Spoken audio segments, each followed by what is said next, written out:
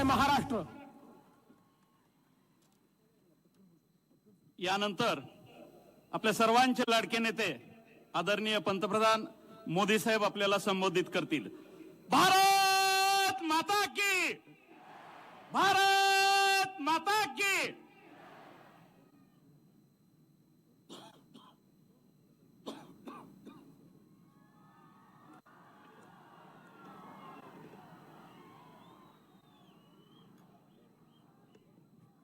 मी वंदन करतो.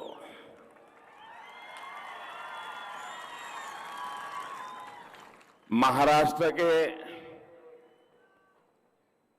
कुछ हिस्सों में, गुजरात के कुछ हिस्सों में और भी कुछ राज्यों में कल अचानक जो मौसम बदला, आंधी तूफान में कई लोगों की मृत्यु हो गई. किसानों की फसलों का भी जो नुकसान हुआ है उसकी भी जानकारी भी मुझे मिल रही है. मैंने अफसरों को निर्देश दिया है कि राज्य सरकारों से बात करके जल्द से जल्द हर संभव सहायता आम जन को पहुंचाई जाए. मैं आप सभी को आश्वस्त करता हूं कि सरकार पूरी तरह संवेदनशील है और आपकी हर परेशानी में आपके साथ खड़ी है. जिन्होंने अपने स्वजन खोए हैं उन परिवारों के प्रति भी मेरी संवेदना है. भाइयों बहनों, मैं सबसे पहले हमारे मुख्यमंत्री जी देवेंद्र जी का आभार व्यक्त करता हूं. महायुति के सभी नेताओं का आभार व्यक्त करता हूं कि मुझे आज चुनाव की बात करने से पहले महाराष्ट्र के वरिष्ठ नेता जिन्होंने 50 साल महाराष्ट्र के लिए खपा दिए,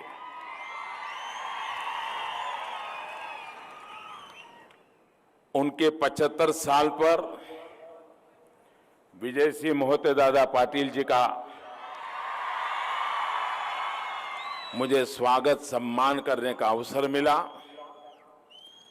मैं स्वयं को भाग्यशाली मानता हूं क्योंकि सार्वजनिक जीवन में कोई किसी भी दल में क्यों न हो, अगर वो देश के लिए, समाज के लिए अपना जीवन खपाया है तो उनके इस तपस्या को, उनके परिश्रम को हर किसी ने सम्मान करना चाहिए. और मेरा सौभाग्य है कि आज दादा का सम्मान करने का मुझे मौका मिला है.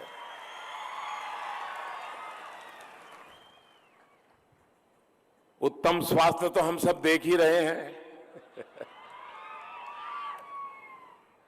लेकिन उत्तम स्वास्थ्य के साथ, दीर्घायु के साथ वे हम सबका मार्गदर्शन करते रहें, महाराष्ट्र की और देश की सेवा करते रहें. ये मैं हम सब की तरफ से आज आपको बहुत बहुत शुभकामनाएं देता हूं. भाइयों बहनों, जो दिल्ली में बैठे हैं ना, जो एयर कंडीशन कमरों में बैठ करके हिसाब लगाते हैं कि इसने इसको गले लगाया तो ऐसा हो जाएगा, उसने इसके साथ हाथ मिलाया तो ऐसा हो जाएगा, उसने इसकी सामने नजर मिलाई तो ऐसा हो जाएगा, उन लोगों को पता नहीं है धरती की सच्चाई क्या है. ये केसरिया सागर मुझे अब समझ में आया कि शरद राव ने मैदान क्यों छोड़ दिया.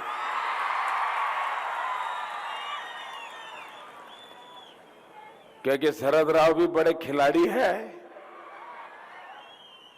वो समय से पहले हवा का रुख समझ जाते हैं और वो ऐसा कभी कुछ नहीं करते जिसके कारण उनको और उनके परिवार को खरोच आ जाए और कोई बलि चढ़ जाए तो चढ़ जाए, वो कभी अपने आप का नुकसान नहीं होने देते। और इसलिए मैदान छोड़ करके 9-2-11 हो गए। साथियों, एक मजबूत और संवेदनशील सरकार का मतलब क्या होता है? छत्रपति शिवाजी महाराज की ये धरती बहुत अच्छी तरह जानती है। भारत को आगे बढ़ाने के लिए,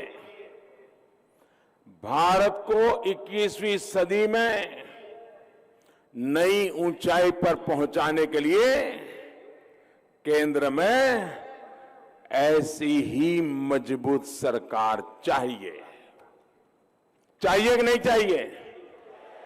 अरे आप अपने गांव में भी डीला डाला अगर पुलिस वाला आ जाता है तो आप पसंद करते हैं क्या? आपको दम वाला पुलिस वाला लगता है कि नहीं लगता है? लगता है कि नहीं लगता है?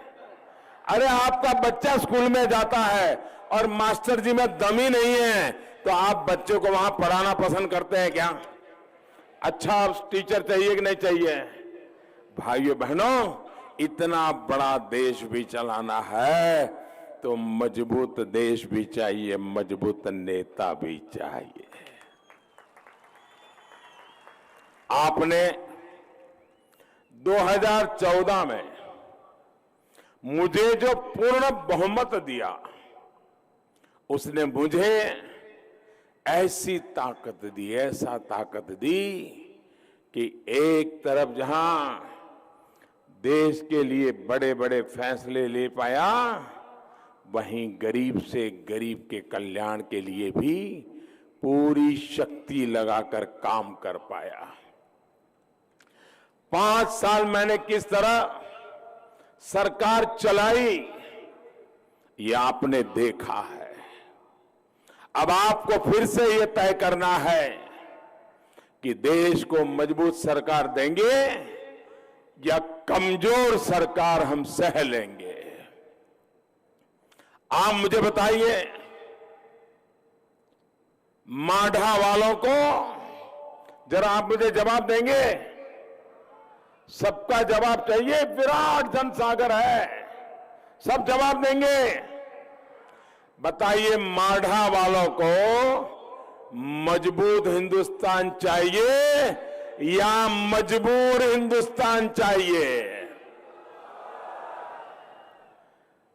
भारत को मजबूत कौन बनाएगा? कौन मजबूत बनाएगा? कौन मजबूत बनाएगा? कांग्रेस, राष्ट्रवादी कांग्रेस की महामिलावट क्या भारत को मजबूत बना सकती है? कभी बना सकती है? जी नहीं। ये मोदी कर पाया। आप और हम मिलकर भारत में एक शक्तिशाली मजबूत भारत के लिए मजबूत सरकार भी बनाएंगे। आपको सहयोग से ही हम मिलकर के मजबूत हिंदुस्तान बनाने का संकल्प करने के लिए इतनी भयंकर धूप में हम तप रहे हैं। एक ऐसा हिंदुस्तान जिसकी तरफ आंख उठाकर देखने से पहले भी कोई 100 बार सोचेगा। एक ऐसा हिंदुस्तान जो आतंक के सरपरस्तों को पाताल में खोज करके उन्हें सजा देगा। एक ऐसा हिंदुस्तान जिसके साथ दुनिया के शक्तिशाली राष्ट्र भी कंधे से कंधा मिला करके चलने के लिए गर्व अनुभव करेंगे। भाइयों और बहनों, जब भारत के सपूतों ने पाकिस्तान के बालाकोट में जाकर के आतंकियों के ठिकानों को बर्बाद किया, तो आपको गर्व हुआ कि नहीं हुआ? गर्व हुआ कि नहीं हुआ? आपको याद होगा 2014 के चुनाव में मैं एक क्षेत्र में आया था और उस समय मैंने जनसभा में कहा था और शरद राव को ललकारते हुए कहा था, और मैंने कहा था, शरद राव, जब सरकार में दम होती है तब नेता नहीं बोलते, फौजियों की उंगली बोलती है, फौजियों की उंगली चलती है। गोलियों की बौछार होती है, दुश्मनों के सीने चीर लेते हैं। और तब शरद राव बौखला गए थे। उनको लग रहा था ये भाषण के लिए ठीक है, करेगा क्या मोदी? करके दिखाया कि नहीं दिखाया? करके दिखाया कि नहीं दिखाया? आप खुश हैं? आपको संतोष है? मेरी दिशा सही है? मुझे ऐसा ही करना चाहिए कि नहीं करना चाहिए? 2014 में आपके आदेश के बाद, आपकी इच्छा के बाद, आपके इस प्रधान सेवक ने देश की नीति और रीति बदल दी है। अब हम हमला होने के बाद महाराष्ट्र में कितने धमाके हो गए, कितने शहरों में धमाके हो गए, और मुंबई तो एक प्रकार से आतंकवादियों का स्वर्ग बना दिया गया था। और बाद में सरकारों ने क्या किया? कुछ कर पाए क्या? आप जरा जवाब दीजिए, कुछ कर पाए क्या? चुप बैठे थे कि नहीं बैठे थे? भाइयों बहनों, अब हमला होने के बाद हम घर में घुसकर मारते हैं। आपको नए भारत की नई रीति, नई नीति, क्या यही रास्ता पसंद है कि नहीं है? यही रास्ता आपको मंजूर है कि नहीं है? लेकिन कुछ लोग, कुछ राजनीतिक दल है जिनको इससे भी तकलीफ हो रही है। वो देश के वीर जवानों के पराक्रम पर सवाल उठा रहे हैं, लेकिन आपका ये चौकीदार उन्हें कभी सफल नहीं होने देगा। इनकी साजिशों और देश हित के बीच मैं दीवार बनकर के खड़ा हूं, और इसलिए मैं आपसे आशीर्वाद मांग रहा हूं कि मुझे शक्ति दीजिए। छत्रपति शिवाजी महाराज की इस धरती से मुझे आशीर्वाद चाहिए। माता भवानी की इस धरती से मुझे आशीर्वाद चाहिए। विठोबा की इस धरती से मुझे आदा चाहिए। संत रामदास जी की धरती से आशीर्वाद चाहिए। आप मुझे बताइए, आपका आशीर्वाद मेरे साथ है? भाई और बहनों, अपनी इस करनी की वजह से ही कुछ महामिलावटी दलों पर देश का विश्वास पूरी तरह उठ गया है। अरसे बाद मैं एक ऐसा चुनाव देख रहा हूं जहां जनता और सरकार, और पहली बार देखा जा रहा है कि देश की जनता सरकार को वापस करने के लिए, वापस लाने के लिए, फिर से बिठाने के लिए, मोदी के हाथ में फिर से देश देने के लिए जनता खुद प्रचार कर रही है। अपने खर्चे से कर रही है, अपनी समय दे रही है। इतनी कड़ी धूप में बच्चे, बूढ़े, माता, बहनें, गांव, शहर, लोग निकल पड़े हैं। लोग घर घर जाकर मोदी को वोट देने के लिए कह रहे हैं। साथियों, आपका विश्वास ही तो मेरी पूंजी है, यही मैंने कमाया है, मेरे पास और कोई कमाई नहीं है। भाइयों और बहनों, याद करिए पहले कितने घोटाले होते थे और हम हिंदुस्तानवासी कितना शर्मसार होते थे। आपके इस सेवक ने 5 साल सरकार चलाई है और कोई भ्रष्टाचार का एक दाग नहीं लगा पाया है। हां, दिन में सपने देखने वालों को, झूठ बोलने वालों को मैं रोक नहीं सकता। झूठ पर झूठ बोलने वालों को रोकने के लिए मैं कोशिश भी नहीं करता हूं। साथियों, इस प्रधान सेवक को आपका विश्वास मिला है, आपके आशीर्वाद मिले हैं, तभी काले धन और भ्रष्टाचार पर सीधा वार मैंने किया है। आपका साथ मिला तभी हजारों करोड़ रुपए का कर्ज लेने वालों से देश के पैसे वसूल कर पाया हूं। आपका समर्थन मिला तभी 3.5 लाख से ज्यादा फर्जी कंपनियों को एक झटके में बंद कर दी।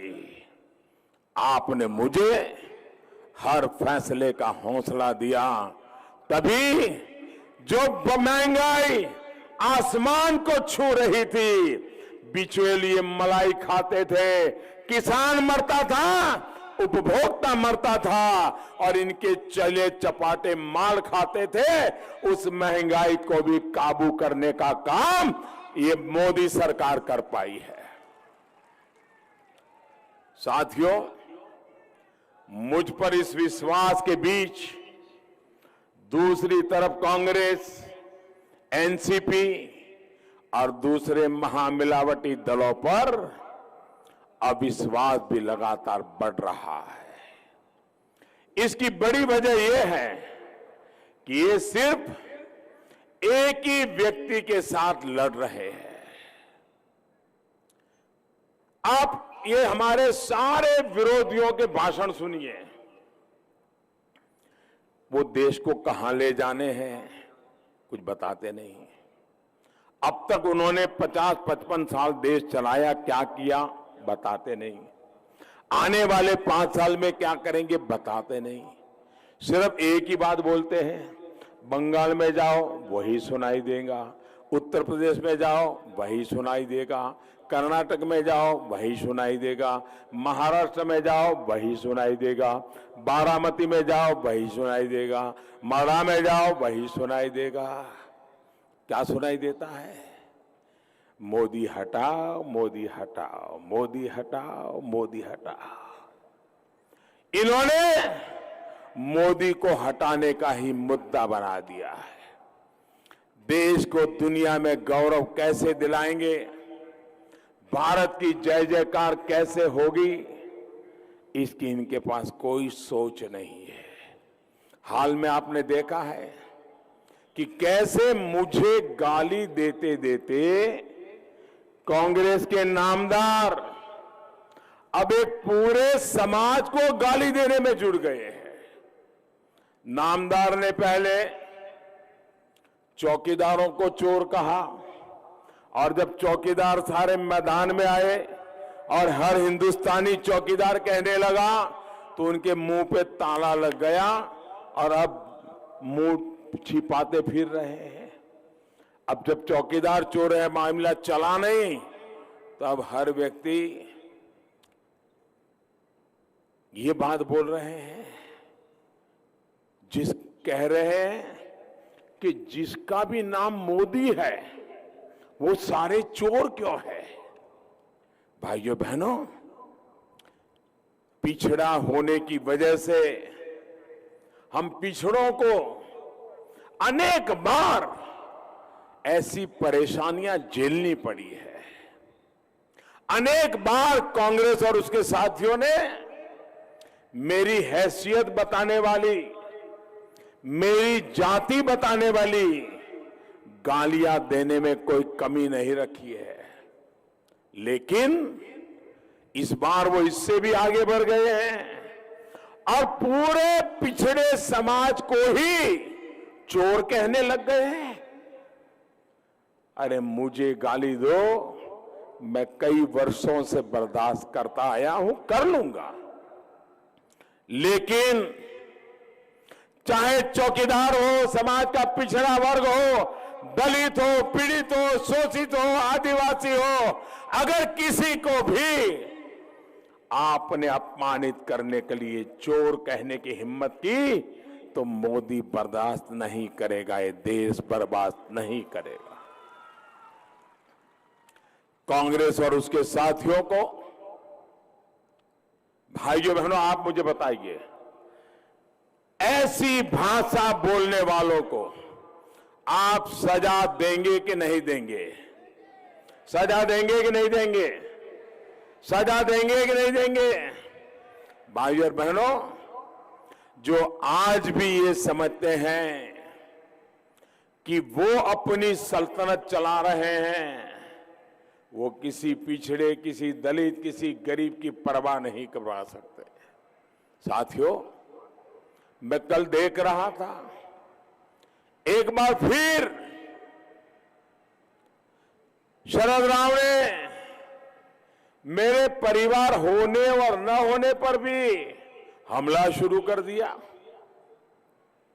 साथियों, परिवार व्यवस्था हजारों साल से भारत के समाज की विशेषता है। परिवार व्यवस्था ये भारत की ताकत है, भारत का गौरव है और दुनिया को सबसे बड़ी देन है। लेकिन परिवार के विषय में शरद पवार को मोदी के बारे में बुरा से बुरा बोलने का हक है। बड़े हैं मुझसे उम्र में, उनको उनकी समझ और संस्कार के हिसाब से बोलने का हक भी है। लेकिन मेरे देशवासियों, मोदी आज जो जिंदगी जी रहा है उसने भी परिवारों से ही प्रेरणा ली है। परिवार ही मेरी प्रेरणा है। भगत सिंह का भी एक बड़ा विस्तृत परिवार था, वो मेरी प्रेरणा है। सुखदेव का भी विस्तृत परिवार था, वो मेरी प्रेरणा है। राजगुरु का भी विस्तृत परिवार था, वो मेरी परिवार है। चाफेकर बंधु का भी विशाल परिवार था, वो मेरी परिवार प्रेरणा है। अरे महात्मा फूले का भी फूला फाला परिवार था, वो भी मेरी प्रेरणा है। बाबा साहब अंबेडकर का भी विशाल परिवार था, वो हमारा प्रेरणा है। अरे सरदार वल्लभ भाई पटेल का भी परिवार था, वो हमारी प्रेरणा है। अरे वीर सावरकर का भी परिवार था, वो हमारी प्रेरणा है। परिवारों की त्याग तपस्या से हमने प्रेरणा ली है।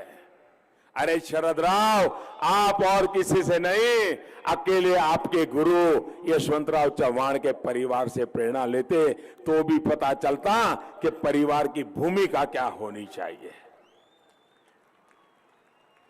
शरद राव, मैं जानता हूं आप मोदी के रास्ते पर नहीं चल सकते और वो आपके बस में नहीं, आपकी ताकत के बाहर है। लेकिन जो परिवार वाले महान महान परिवारों ने देश के लिए जीवन खपा दिया, सब कुछ देश को न्यौछावर कर दिया, अरे जरा उन परिवारों से तो सीखिए। लेकिन आपका तो मॉडल दिल्ली का एक खास परिवार है। आप उन्हीं से सीखते हैं, उन्हीं की सेवा में लगे रहते हैं। भाइयों और बहनों, बहुत गालियां पड़ी, लेकिन इन गालियों की परवाह किए बिना मैं पूरी ईमानदारी से देश को आगे बढ़ाने के लिए, देश के गरीबों को सशक्त करने के लिए दिन रात मेहनत कर रहा हूं।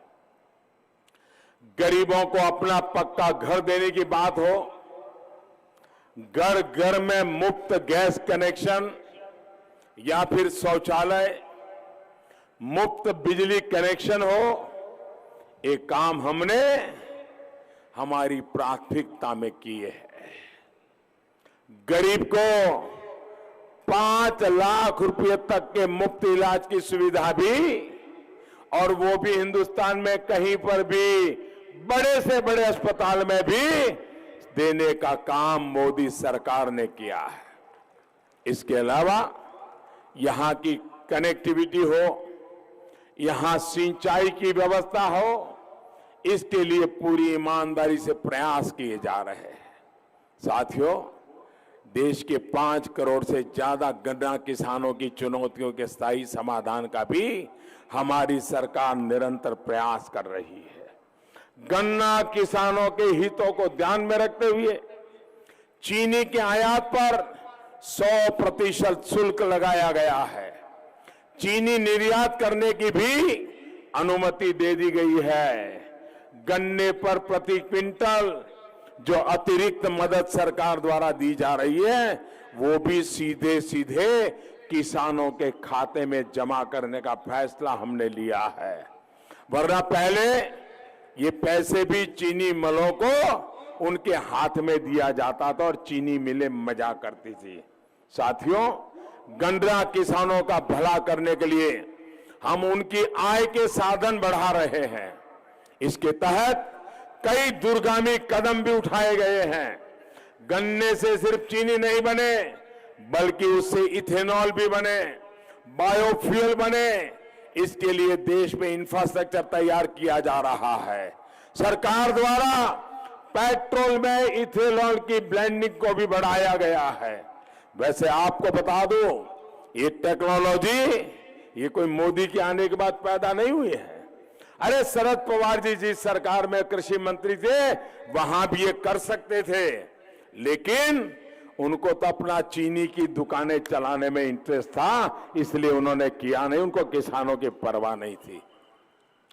लेकिन ये सौभाग्य भी मुझे ही मिला है। साथियों, सरकार द्वारा देश के कृषि व्यापार में सुधार भी किए जा रहे हैं। ग्रामीण हाटों को बड़ी मंडियों फिर दुनिया के दूसरे बाजारों से जोड़ने का काम किया जा रहा है। सरकार का प्रयास है कि किसानों को अपनी उपज बेचने के लिए बहुत दूर नहीं जाना पड़े। इसके लिए देश के 22,000 ग्रामीण हाटों को विकसित किया जा रहा है। इन हाटों को ई-नाम प्लेटफॉर्म के साथ जोड़ा जा रहा है। साथियों, फार्मर प्रोड्यूसर ऑर्गेनाइजेशन FPO, उसको बढ़ावा भी देने का हमने काम उठाया। इन FPO सरकारी समितियों को हमने पूरी तरह इनकम टैक्स से छूट दे दी है, इनकम टैक्स फ्री किया है। किसान अपने उत्पाद में वैल्यू एडिशन कर पाए, मूल्य वृद्धि कर पाए, इससे भी उनकी आय बढ़ सके। इसके लिए सरकार फूड प्रोसेसिंग सेक्टर को भी बढ़ावा दे रही है।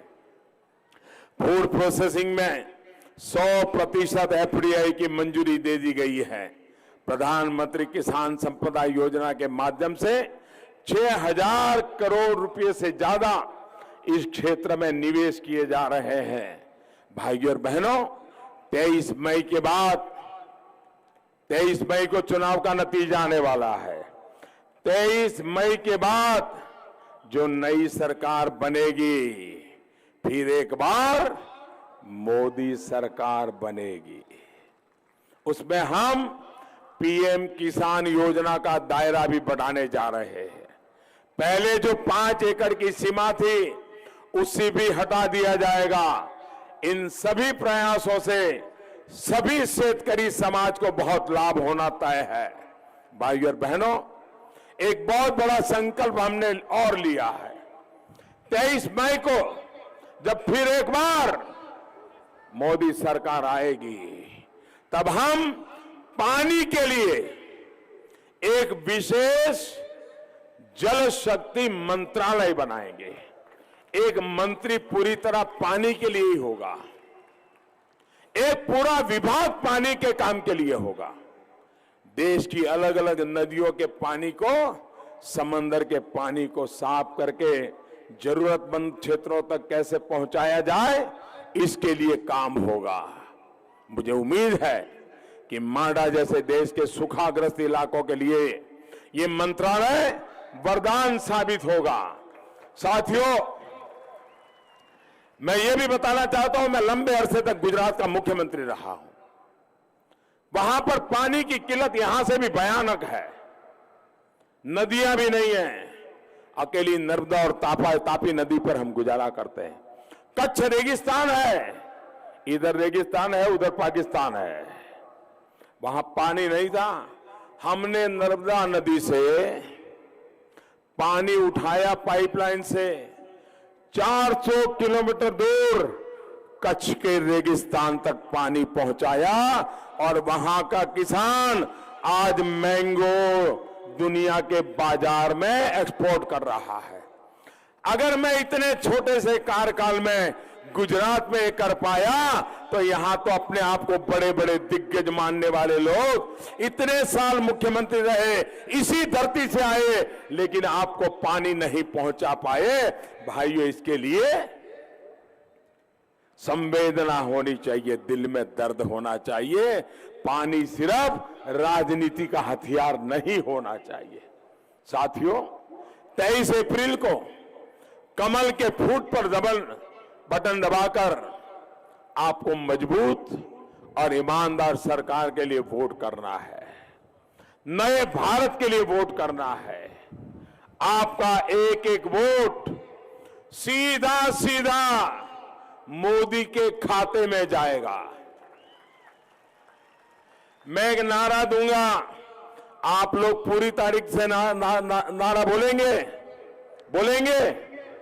मैं जरा सभी से पूछना चाहता हूं, आप बोलेंगे?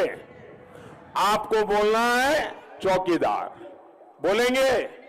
मैं नारा बोलूंगा, आप बोलेंगे चौकीदार। गावागावांत आहेत,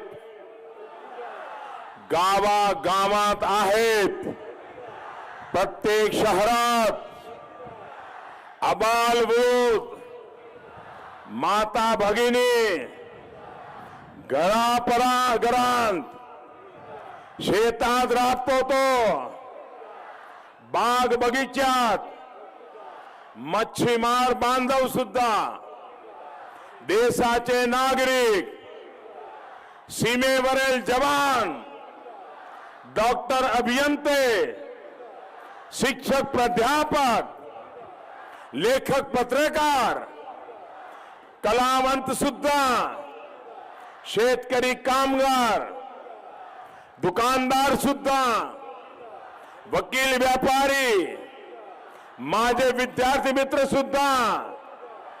भाइयों बहनों, इतनी बड़ी संख्या में आप हमें आशीर्वाद देने आए, मैं आपका हृदय से बहुत बहुत आभार व्यक्त करता हूं।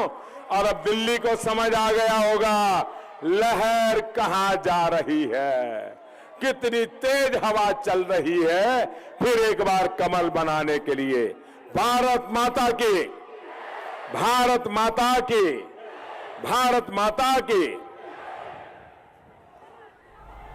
पंतप्रधान नरेंद्र मोदी अकलूजमध्ये बोलत होते। साधारण पाऊण तासांहून अधिक काळ त्यांनी अकलूजवासियांशी संवाद साधला। काँग्रेसवर जोरदार हल्लाबोल केलेला आहे आणि सगळ्यात महत्त्वाचं पुन्हा एकदा आज पंतप्रधान नरेंद्र मोदी यांनी शरद पवार यांच्यावर टीका केलेली आहे। मला कुटुंब नाही अशा प्रकारची टीका माझ्यावर होते, त्यावरही त्यांनी भाष्य केलेलं आहे। या भाषणाच्या सुरुवातीलाच विजयसिंह मोहिते पाटील यांचं त्यांनी कौतुक केलं। मात्र त्या व्यतिरिक्त सुधाकर परिचारक आणि विजयसिंह मोहिते पाटील यांच्या उपस्थितीविषयी कुठलंही भाष्य समोर आलं नाही। वेगवेगळ्या मुद्द्यांवर, विकासाचा मुद्दा असो, महागाईचा मुद्दा असो किंवा भ्रष्टाचाराचा मुद्दा असो, यावरही त्यांनी भाष्य केलेलं आहे।